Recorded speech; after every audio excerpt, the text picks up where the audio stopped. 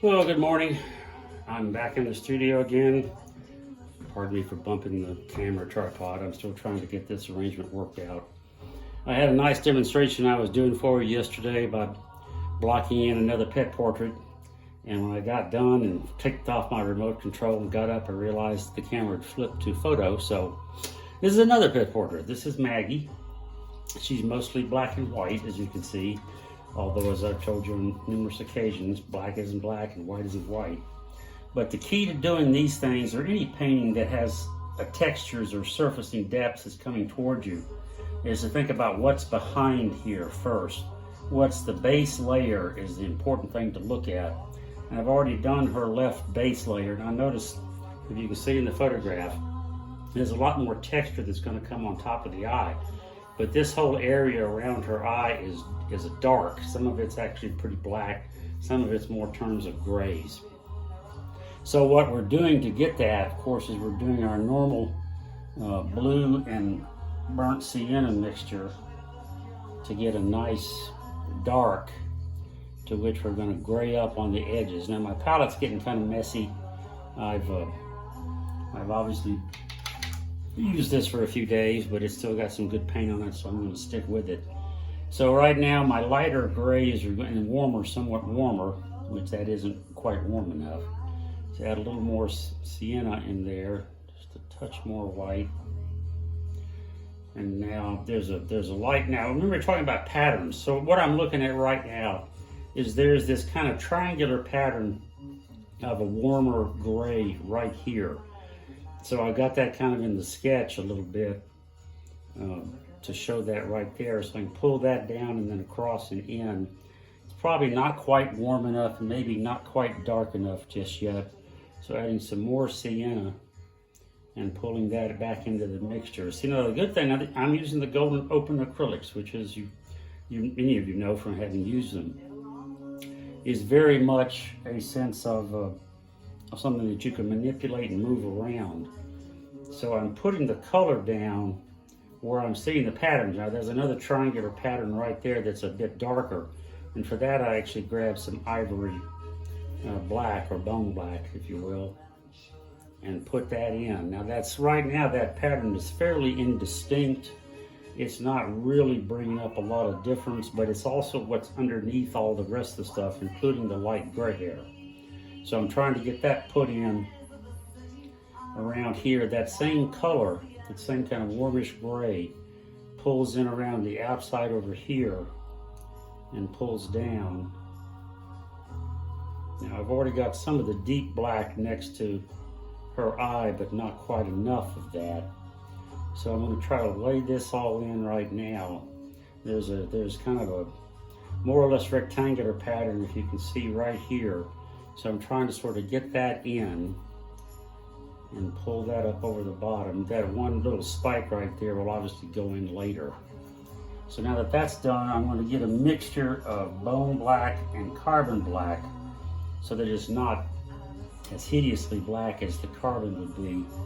The bone kind of tints it down just a little bit. Now notice too, I've actually got my musical accompaniment playing today. It's especially for Betsy, who loves my musical selections. And now if you notice, once I've got this, there's some really deep dark right around the edge of the eye, but up here it's tending to be warmer. So this rectangular pattern right there, put in with my Van Dyke brown, which is still quite dark, but it's the warmer dark as I've demonstrated for many before. So and what I'm doing on the palette, which I hope you can see, is I got carbon black, bone black, Payne's gray, and Van Dyke brown. Those are my three darks. Now in addition to which I can use in addition to my complementary gray mixtures that I've been using, that we've talked about many times. That's the ultramarine and burnt sienna plus white that gives you those complementary gray colors.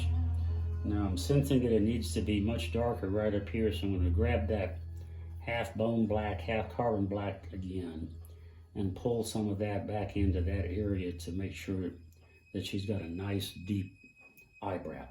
Now once that's done, I just put those on. The paint's still fresh and still workable, So I can come back with my dog brush, and if you can see this is a beat up old bristle brush that I use to try to get a little bit of the sense of the texture of the fur in. It helps pull, when I'm pulling that paint that's still workable and letting it get a sense that it's got some texture from where the spaces between the lights and the darks of the fur go. Now once that's in, I'm going to come back in with my lighter stuff for this. There's a triangle right there, see that? So I'm going to try to put that in, and it needs to be a little brighter and a little warmer, so I'm going to go to the Buff Titanium, which is a warm and weak white. So I'm going to use that and use my brush to pull in a little bit of sense of the texture of that area right there. Come back up here and lighten some of this just a little bit. Now, get that worked around.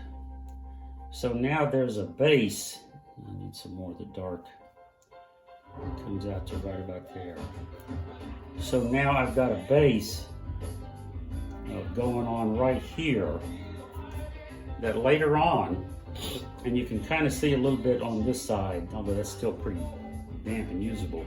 But you can see how now there's the base. There's the shape here, the shape there, the shape there, the shape here, the pattern out there. So you can say shape or pattern, but whatever those little, so you break it down to 1, 2, 3, 4, at least 4 different patterns into the darkness that's surrounding her eye. I'm not cared about any of this right now. This is going to come in later and pull down over the dry dark. And if you're careful when you do that, what that does is let you pull the light over the dark and get this sense of where there's a variation in the colors between the little strands of hair without having to rework everything. Now in reality that almost never works. I wind up having to put some more dark strands back in. But at least I set myself up now where I can do that. It is simply not dry enough now. I just did this a few minutes ago to show you how to get started. And now there's some of this stuff over here, but if I come in and show you, there's some white. Now notice I hadn't cleaned out this brush because the white, if you will, of this particular pattern of fur right here in the middle of her little forehead isn't really white. Now there's a couple of pretty strong white spots in it, but it's mostly a gray. So if I just use my dirty brush, I can work that in to kind of get a sense of where that's going. See, now that's that triangle. This is a triangle. See, now again, it's not a perfect triangle.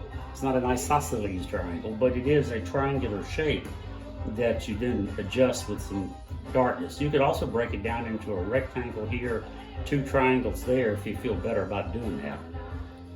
Whatever the case may be, you want to try to get that shape in. Now, it needs a little more gray variation in there, so I can put some of that in while it's still wet, though it's not going to get you the full effect yet. That may have to come in the second layer. Well, that's actually not a bad effect, particularly. And then, once you start getting things going, grab too much white, you can start coming in and putting in some of the true highlights that you see in there. Now, the problem with this, as with most acrylic paints, sometimes, and actually sometimes with oil paint as well, is that those highlights right now are going to kind of blend in with the paint that's already on the surface, and it's going to become less noticeable. That's why on many occasions you kind of have to wait for it to be dry and come back and add some more of the light. But you can see where that's starting to work now. And the more you push it and pull it, the thinner that paint gets, which is what I'm looking for right now. So see that basically this triangular shape is kind of done. It's not obviously exactly correct. I need to take some of my dark and reshape this side, pull it in a little bit, do some stuff here, mess around with it. But I'm not concerned about making it finalized because I can't. In the sfumato method, you can't do it in one layer. And B, because of the fact that the paint is wet and still moving, it's very hard to do it in one layer at one time and have anything finished. But this is a reasonably decent base for me to come back in when it is good and dry and do some more of the detailing and the lights and whatnot that's over it. So anyway, this is kind of an idea for you how it's going to look. Right now, of course, she looks like a raccoon, but eventually these white and grayer and whiter highlights with the hair is going to go in. So that's all going to be done, and that'll be the finished phase. And to show you what I'm talking about, here's the one I was working on yesterday. And you can see I've got color on everything. This is Charlotte. I've got color on everything. Nothing is finished. The eyes are decent, but that's only the first layer. This I kind of did pretty well already on this buckle, but that's only the first layer. You can see the brush strokes, and actually you can see the brush strokes more pronouncedly because I frankly was out of 11x14 boards, and I had the white gesso, an old painting that wasn't going to go anywhere, to get a new surface to paint this on. That tends to show up the brush strokes and the thinness. You can see a lot more of the white board showing through, but this gives you a good idea about how the first layer is or should look, which is pretty darn rough. You can obviously tell it's a dog. You can obviously see the features and details, but it's rough. It has no real depth, and it has no real sense of realism. But with this base, I can come back now and start building on. And in fact, as I go to work on her next week, I will probably do a little bit to show you how to bring the eyes and the nose around to a better finish, bearing in mind that these usually take 3 to 4 layers, but the second layer will really pop things out. So anyway, hope that helped you with the notion of how to work a little bit on getting the first layers down. If it's something that's multi-dimensional like this, you want to think about what's behind there and get the darker areas in first, and later we'll come back and add the highlights and more of the fur texture. Hope you enjoyed it. Thank you.